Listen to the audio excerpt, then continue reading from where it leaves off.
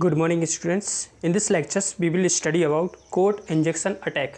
तो पिछले लेक्चर में आपने क्या जाना था कि बफर ओवरफ्लो कैसे होता है, और बफर ओवरफ्लो की वजह से मतलब अगर बफर ओवरफ्लो हो रहा है तो उसकी वजह से कितने तरह के अटैक पॉसिबल हो सकते हैं, जिसे हमें कोड इंजेक्शन अटैक कहते हैं या रिमोट कोड एग्जीक्यूशन कहते हैं। मतलब इसमें क्या रहता है कि जो भी हमारी सोर्स लैंग्वेज है जिस पे एप्लीकेशन बना हुआ है, उस सोर्स लैंग्वेज में अटैकर क्या करता है, कोई एक मलेशियस स्क्रिप्ट या मलेशियस कोड को इंजेक्ट करता है। इंजेक्ट करने का मतलब है कि वो मलेशियस कोड है जिसमें मतलब वायरस हो सकता है, या जिसकी वजह से वो यूज़र के क्रेडेंशियल्स ले सकता है, यूज़र की आईडी पासवर्ड ले सकता है, यूज़र के कंप्यूटर को हैक कर सकता है। उस कोड को सोर्स लैंग्वेज के किसी भी फंक्शन में या किसी भी लाइन में प्लेस कर देता है। जहाँ पे भी ऐसी सिचुएशन अकर होती है कि जहाँ वीकनेस है प्रोग्राम में, वहाँ पे ये प्लेस कर देता है।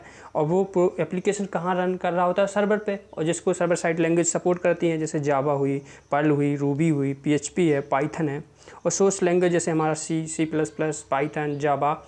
तो इस तरह से ये लोग अटैक करते हैं। मतलब इसे हम कहते हैं कोड इंजेक्शन अटैक। मतलब क्या है कि हमारे सोर्स लैंग्वेज में अटैकर कोई मलेशियस कोड को रख देता है, उसे हम कहते हैं कोड इंजेक्शन अटैक।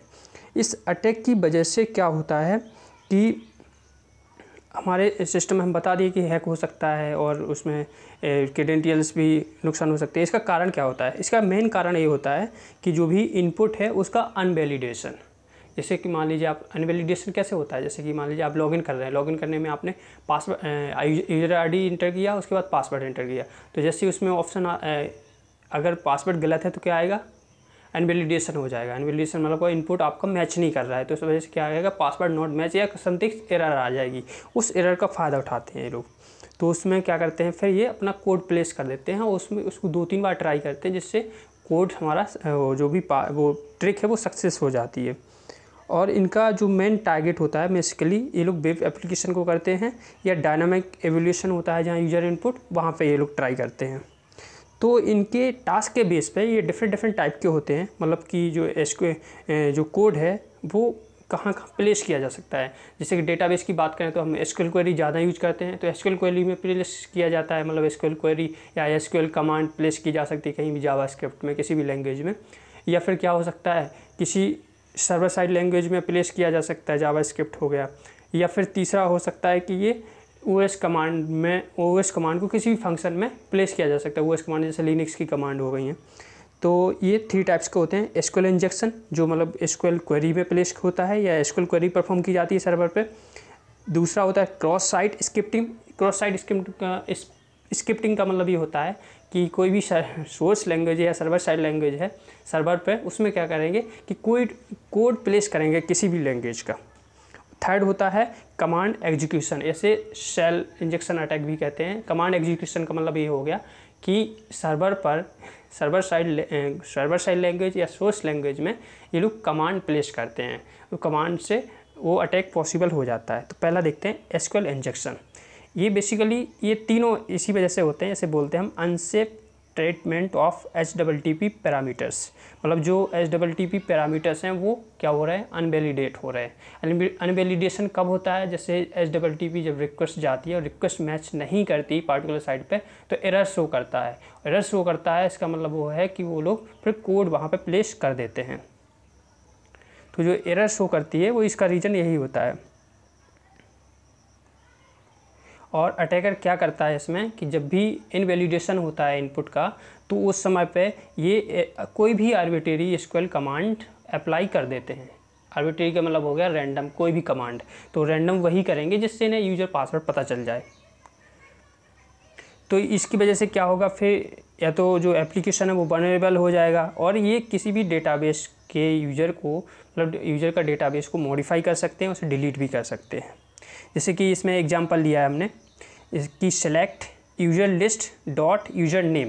ये देखिए सेलेक्ट फ्रॉम वेयर, ये क्या है, ये एसक्यूएल क्वेरी है। एसक्यूएल क्वेरी सभी स्टूडेंट जानते हैं एसक्यूएल क्वेरी क्या होती है।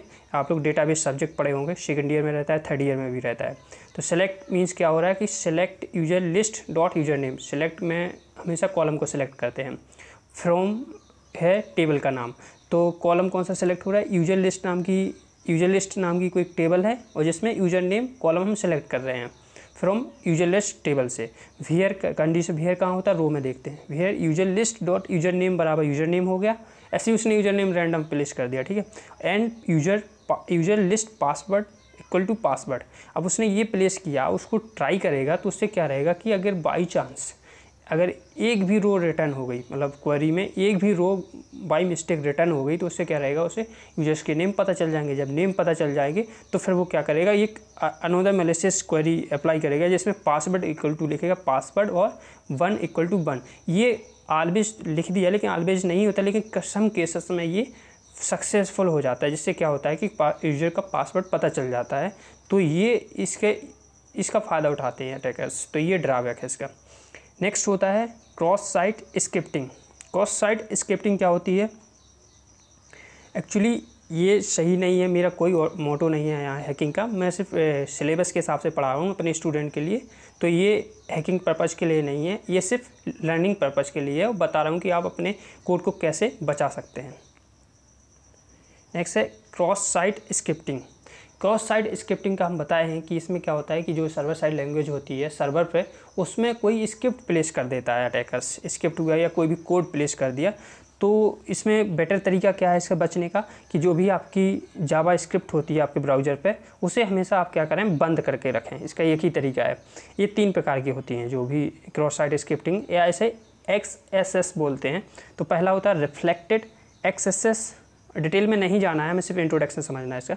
इसमें क्या रहता है कि जो रिक्वेस्ट आती है वो कहाँ से आती है, HTTP रिक्वेस्ट से इसमें क्वेरी प्लेस की जाती है या स्क्रिप्ट प्लेस की जाती है।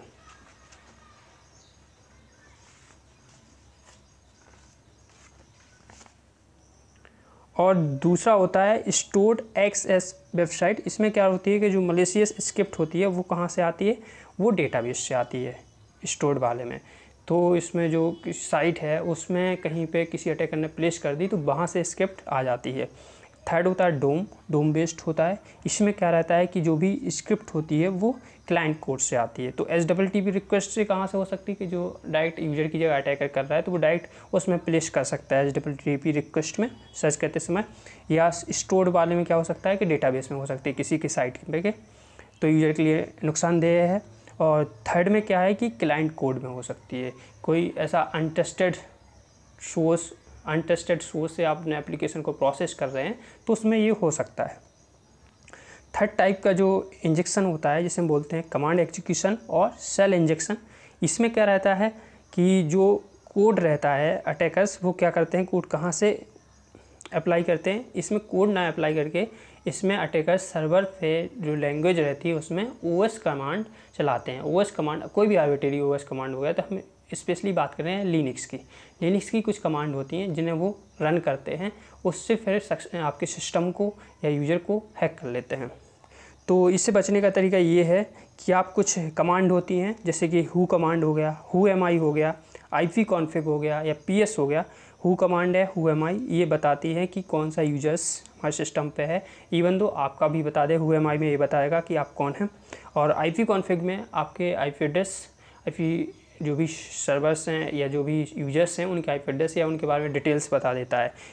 हु ऐसी कमांड है जिसमें क्या रहता है, बहुत सारे ऑप्शन रहते हैं जिसके थ्रू हम सारे यूजर्स का डिटेल बता सकते हैं, उनकी एक्टिविटी ट्रेस कर सकते हैं, उनका टाइम ट्रेस कर सकते हैं, ये सारा डिटेल्स पता चल जाता है। इससे हम बहुत आसानी से अपने सिस्टम को बचा सकते हैं। नेक्स्ट होता है PS, कितनी प्रोसेस रन करें। यदि आपको लगता है कोई प्रोसेस है जो अननेसेसरी है उसको आप किल करके, वो प्रोसेस ID है उसे आप किल कर सकते हैं। तो खैर यहाँ पे जो लिनक्स की कमांड है उनके बारे में नहीं जानना, मैं बस इतना जानना था, काफ़ी है।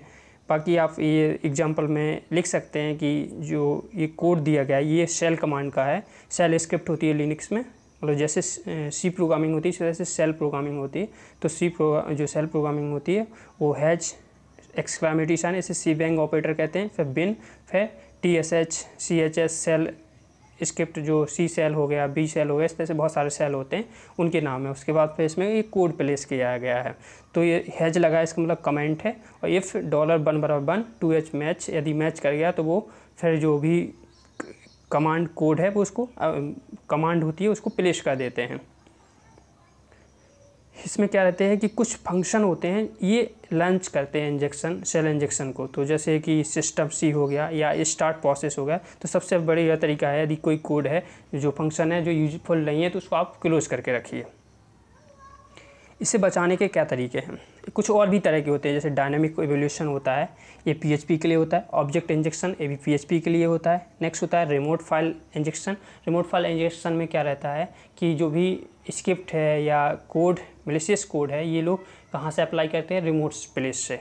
तो मतलब वही है, बस नाम इसका है। नेक्स्ट होता है फॉर्मेट स्पेसिफायर इंजेक्शन। इसमें क्या रहता है कि जो मैलिशियस कोड है वो कहाँ प्लेस किया जाता है?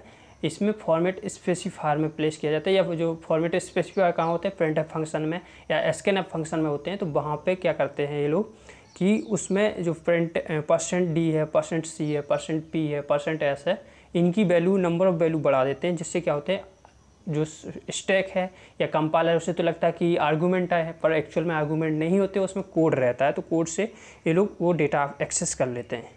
तो बचने के क्या तरीके हैं? इसके बचने का बहुत सारे तरीके हैं। तो सबसे पहला तरीका है कि आप कैसे प्रोटेक्ट करें अपने कोड, उस कोड इंजेक्शन से अपनी साइट को, अपने डेटाबेस को। तो बेटर तरीका है first validate and sanitise inputs.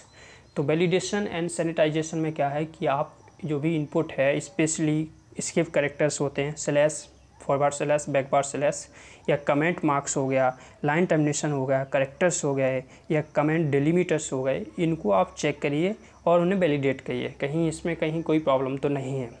दूसरा होता है इसका बचने का तरीका कि treat all data as a untrust. आप कोई भी कोड के किसी भी लाइन्स में, किसी भी वर्ड पे, कीवर्ड पर आप टेस्ट नहीं करिए, उसको चेक करिए एक बार। जैसे कि कोई क्वेरी स्ट्रिंग हो गया या HTML फॉर्म्स हो गया, इन पे भी अटैक पॉसिबल हो सकता है। जावास्क्रिप्ट हो गया, कुकीज़ भी मॉडिफाई कर सकते हैं, तो इनको भी चेक करिए। नेक्स्ट होता है लॉकडाउन योर इंटरप्रेटर्स।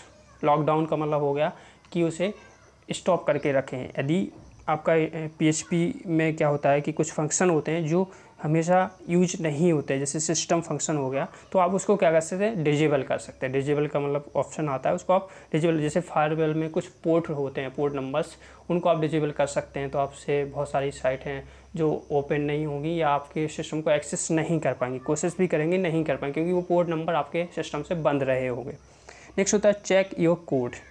तो कुछ स्टैटिक टूल्स होते हैं जो आपके कोड में वल्नरेबिलिटी होती हैं, उन्हें स्कैन करके आपको बता देते हो, तो उस वल्नरेबिलिटी को आप सही कर सकते हैं। या वेब स्कैनर होते हैं, डायनेमिक टूल्स होते हैं जो इंटरनेट पे आपको मिल जाएंगे, जहाँ से आप अपनी साइट के सारे कोड को एक तरह से चेक कर सकते हैं, जिसमें आपकी कहीं भी, चाहे तो वो SQL इंजेक्शन हो या एक्सेस हो, मतलब क्रॉस साइट स्क्रिप्टिंग हो या कमांड्स इंजेक्शन हो, तीनों की एरर बता देगा यदि कुछ भी वीकनेस होगी आपके कोड में। नेक्स्ट होता है स्कैन योर एप्लीकेशंस। तो उसके लिए हम यही बताएं कि वल्नरेबिलिटी स्कैनर होता है, या फिर एक पेनिट्रेशन टेस्टिंग होती है, एक तरह की एथिकल हैकिंग होती है, जिससे क्या होता है कि आपकी जो भी वीकनेस हैं या लूप होल्स हैं आपके कोड में, वो पता चल जाते हैं। तो इसको रिवाइज करें तो कोड इंजेक्शन अटैक क्या होते हैं? कोड इंजेक्शन क्या होते हैं कि जिसमें कोई अटैकर्स या कोई भी हैकर्स आपकी सोर्स लैंग्वेज में एक मैलिशियस कोड प्लेस कर देता है। वो किसी फंक्शन में प्लेस कर सकता है, किसी भी पैरामीटर्स हुआ या किसी भी लाइंस में प्लेस कर सकता है। और कहाँ पे प्लेस होते हैं? जो हमारा कोड सर्वर पे रन कर रहा होता है किसी सर्वर साइड लैंग्वेज की हेल्प से। और वो किस में रन कर रहा होता है? मतलब एप्लीकेशन बना होता है, जो सोर्स लैंग्वेज है उससे एप्लीकेशन बना होता है, एप्लीकेशन रन कर रहा होता है सर्वर पे, तो उसको वहाँ पे प्लेस कर देता है कि मतलब जो अटैकर्स है वो हमारी सोर्स लैंग्वेज में एक मैलिशियस कोड प्लेस कर देता है। इसे हम कोड इंजेक्शन अटैक कहते हैं, जिससे क्या होता है हमारा सिस्टम हैक हो सकता है। ये 3 प्रकार के होते हैं। SQL, जिसमें क्या होता है SQL क्वेरी चलाई जाती है आपके सोर्स लैंग्वेज में। दूसरा होता है cross scripting site, cross script site. इसमें क्या होता है कि आपकी जो सोर्स लैंग्वेज है सर्वर पर, उसमें कोई स्क्रिप्ट जैसे जावास्क्रिप्ट प्लेस कर दी या कुछ को मॉडिफाई कर दिया, ऐसा हो सकता है। थर्ड हो सकता है कमांड सेल या सेल इंजेक्शन कहते हैं, कमांड इंजेक्शन। इसमें क्या होता है कि आपकी जो सोर्स लैंग्वेज है उसमें कोई OS की कमांड, जैसे लिनक्स की कमांड प्लेस कर दी, तो उससे भी आपके सिस्टम हैक हो सकता है। बचने के लिए ये तरीके हैं कि आप कुछ कोड को बार बार चेक करिए, और उसके लिए स्टैटिक टूल्स होते हैं, डायनेमिक टूल्स होते हैं, वो आपकी वीकनेस बता देते हैं।